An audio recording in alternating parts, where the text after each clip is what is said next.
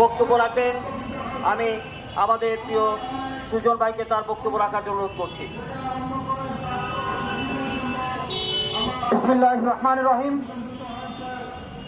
আরজেএফ এর প্রতিষ্ঠাতা ও chairman SM. Zahirul ইসলাম সাহেবের সভাপতিত্বে আজকে যারা উপস্থিত হয়েছেন প্রত্যেককে অন্তরের অন্তঃস্থল থেকে জানাই অভিনন্দন। সর্বপ্রথম সর্বোপরি আমি আসাদুজ্জামান তুহিনের আত্মার মাগফিরাত কামনা করছি। তারই সাথে সাথে আমি সাংবাদিক ভাই বোনদের কাছে উদাত্ত আহ্বান জানাবো, আমরা ঐক্যবদ্ধ থাকবো। যেভাবে দেশে সাংবাদিক নির্যাতন বেড়েছে, হত্যাকাণ্ড যেভাবে বেড়েছে, সামনের দিকে আরো ভয়াবহ রূপ নিতে পারে।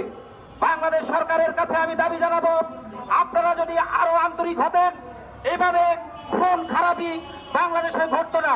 আজকে যারা সাংবাদিক তুহিনকে যারা হত্যা